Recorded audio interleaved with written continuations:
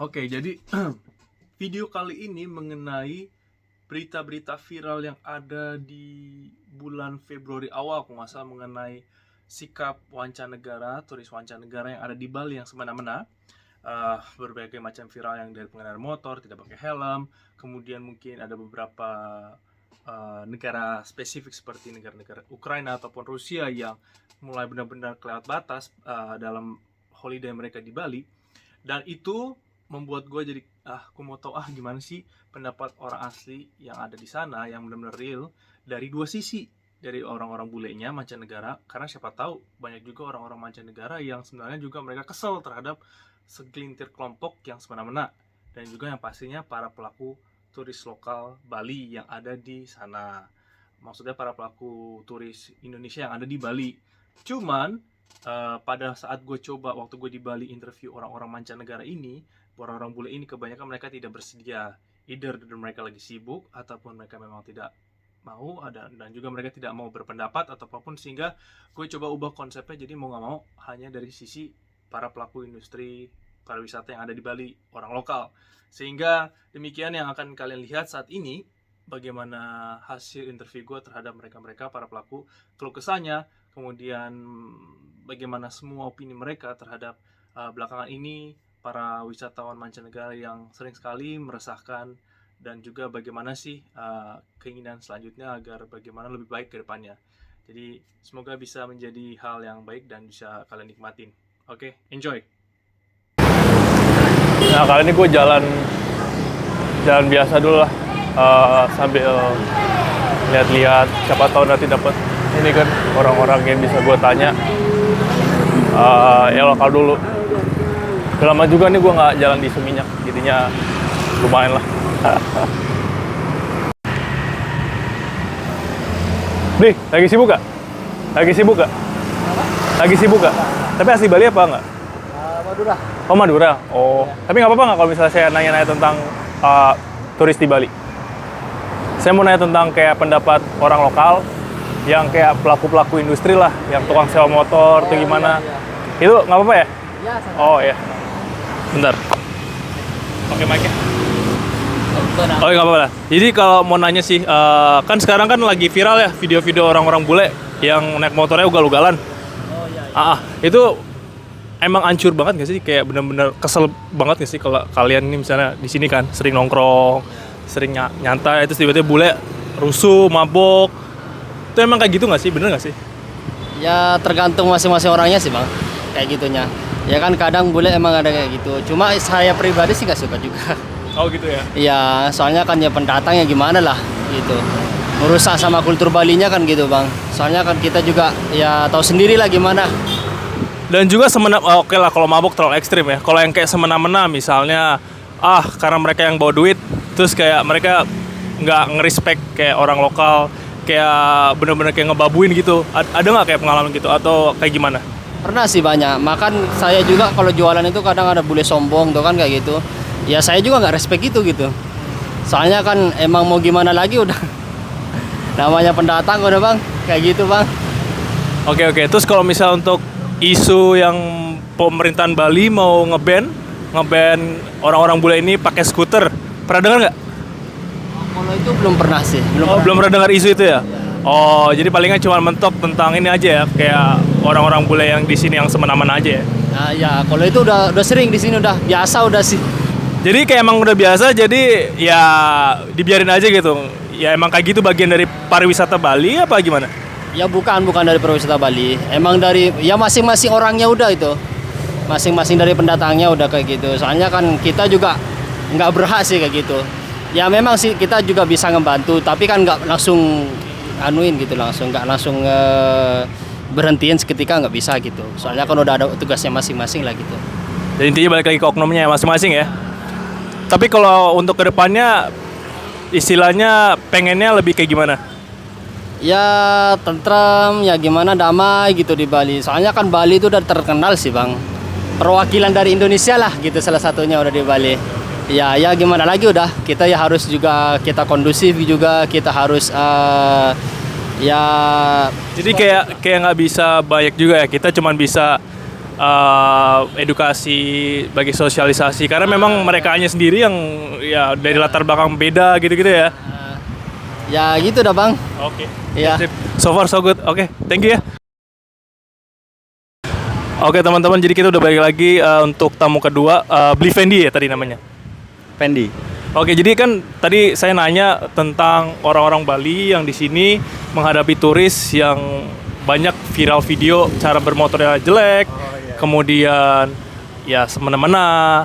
Itu menurut Mas Fendi atau Beli Fendi itu kayak gimana pendapatnya? Ya meresahkan sih sebenarnya.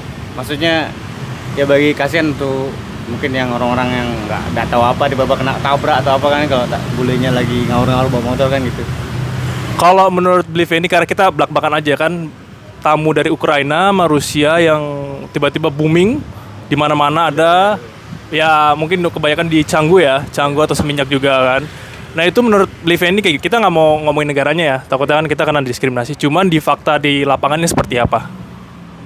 Ya emang bener sih, untuk kalau aku lihat sih banyak tamu Rusia Ukraina ya, Rusia ya, susah bedain soalnya bahasanya hampir sama ya. Cuman Rusia sih emang di mana-mana ya, terutama di Canggu ya. Sampai ada kampung bule kayak Iya, kampung Rusia lah ya. Ya, kampung Rusia yang ada di Ubud itu udah lagi diselidiki sama pihak pemerintah. Ada itu. kok kampung. Ya, dia bikin kayak komunitas, dia nyewa banyak misalnya satu tempat untuk negaranya dia. Jadi ya sampai berapa katanya, sampai ribuan orang gitu ada di dalam. Saya aja baru tahu nih. Jadi di Ubud ya, Ya, di Ubud. ada kampung kayak gitu. Kayak dibilang kampung eksklusif bule kayak gitu dia bilang.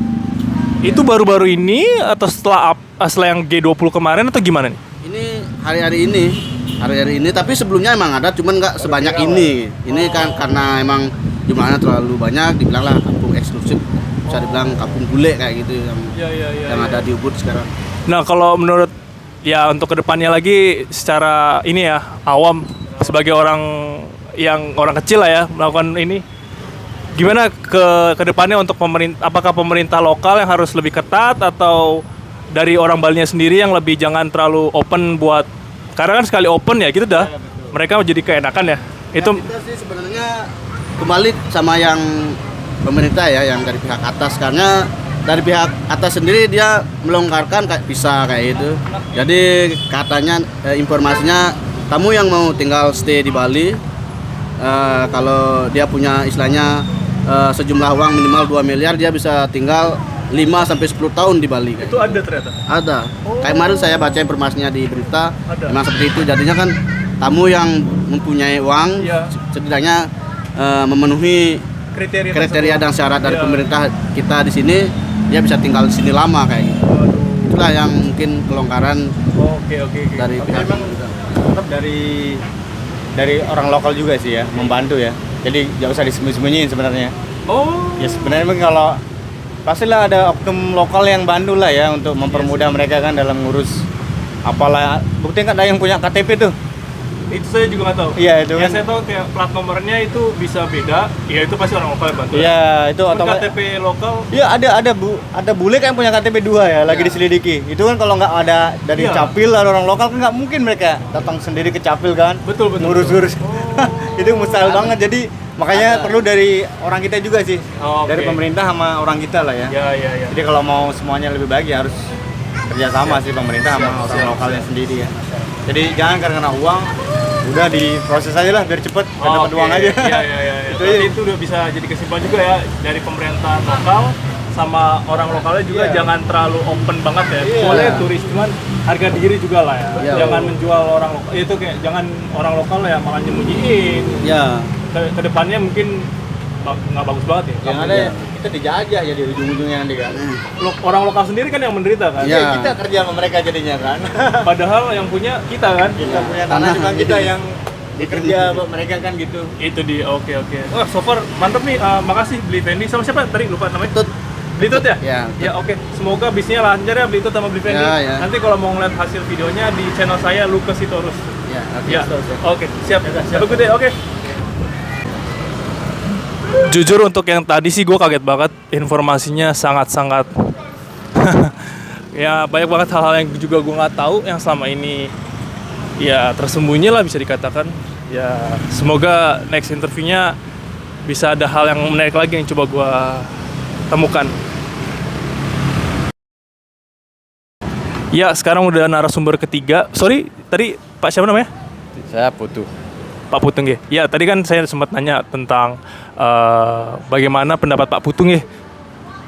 Tamu-tamu ini yang semena-mena dan juga yang bawa motor ugal-ugalan dan kondisi terkini ya turis Bali apakah semakin ginjak-injak atau semakin tak terkontrol ini orang-orang bule ini, gimana menurut Pak Putung? Ya, menurut pendapat saya sih harus dari pihak pemerintah itu yang memperhatikan hal-hal seperti itu. Terutama ya bule-bule itu dah. Ya kadang-kadang dia bawa motor enggak pakai helm, pakai baju.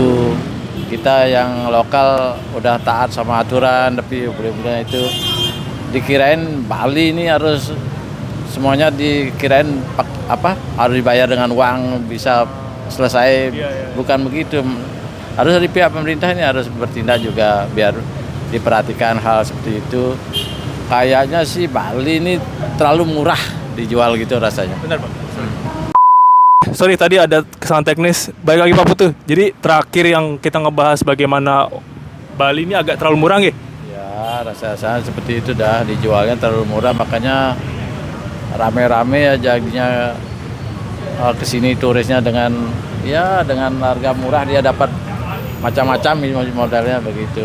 Terus kalau boleh tahu nih, boleh tanya yang tadi kan sempat juga kita ngobrol tentang Ukraina sama Rusia. Kita nggak pengen ngomongin diskriminasi beberapa negara ya, cuman fakta realitanya gimana sih Pak kalau warga negara yang bule-bule ini kan beda-beda jenis ya. Nah itu menurut Bapak gimana? Menurut saya ya gimana ya? Ya memang sih di negaranya dia ada masalah modelnya kan. Cuma dari pemerintah juga ya kita mengharapkan juga ada turis datang ke Bali kan begitu, tapi ya dikontrol lah modelnya ya yang mana bawa uang untuk masyarakat Bali, untuk Indonesia gitulah. Yang mana dia sekedar cari penghidupan rasanya di Bali banyak saya lihat seperti itu. Jadi mereka sebenarnya ke Bali juga nyari duit juga ya, bukan liburan doang? Ya seperti itu rasanya ya. Terus untuk yang tentang isu wacana mau nge-ban orang-orang bule ini bawa motor, ini Pak Putu ada tanggapan? Gimana ya? Kayaknya sih Kayak pro kontra apa 50-50 atau gimana? pro kontra rasanya. Kalau di stop masyarakat Bali juga bisnisnya di situ. Kalau dibiarin memang bulenya yang gimana ya, harus ada aturan gitulah ya bagaimana baiknya biar pemerintah ada solusinya, biar yang bawa motor itu sesuai aturan atau gimana, atau harus punya apa modelnya, atau punya SIM yang lengkap. Lebih mungkin kayak administrasi kemudian paperworknya dipertegas. Jadi jangan di-ban karena malahan ya makin mempersulit rakyat ya. Ya seperti itu. Ya. Apa ada kayak harapan gimana ke depannya mungkin tourism di Bali ini seperti apa ke pemerintah atau ke siapapun lah yang nonton video ini, menurut Pak Putu gimana? Menurut saya harapannya sih ya gimana, soalnya pengalaman dari pandemi ini juga ya, kalau nggak ada turis Bali rasanya nggak ada aktivitas apa-apa gitu ya. Ada biar dari gimana ya, harapan kita biar lebih baik lah ya, jangan terlalu dijual murah modelnya. Ada kayak pemerintah itu memperhatikan yang mana Semakin ini aja ya, evaluasi, kemudian hal yang dievaluasi ya diperbaiki. Jadinya PR-nya nggak makin nambah. ya. Itu ya berarti Pak. Iya. Oke, makasih Pak Putu ya. Ya sama-sama. Semoga makin Ya. lancar tamunya. Ya, dan juga semoga tidak ada masalah apa-apa di itu Bali. dia. Oke. Selamat sore Pak Putu. Ya, makasih. Ya, udah pasti hasil wawancara-wawancara tersebut merupakan opini, bukan menjadi sebuah bahan yang bisa dijadikan patokan atau sebagai sesuatu yang wah, jadi ternyata begini tuh faktanya di lapangan. Memang cuman kan nama-namanya opini. Jadi semoga kalian yang menonton bisa menangkapnya dengan bijak, tidak malah menjadi berbagai kubu, bagaimana nanti saling menyalahkan atau gimana. Tujuannya semata-mata ingin menjadi lebih baik lagi dari hasil video ini, sehingga kita bisa evaluasi berbagai pihak, bisa duduk bareng atau bagaimana memberikan solusi dari siapapun aja gitu, dari pelaku industri ataupun para turis lokal juga yang bisa ambil bagian, ataupun bahkan mungkin turis mancanegara yang bisa berbahasa Indonesia yang nonton film ini, justru malahan semakin juga semangat untuk kasih tahu teman-temannya biar nggak usah berulah di Bali. Oke, demikian juga untuk video tadi menjadi penutup aneka video gua liburan pas di Bali dan di Gili. Terima kasih udah nonton. Untuk keseruan-keseruannya, karena gue udah balik lagi di Australia. Lalu untuk selanjutnya video-video apa yang akan gue buat, pantengin aja terus di channel gue. Terima kasih teman-teman udah nonton, dan see you on my next video. Stay safe.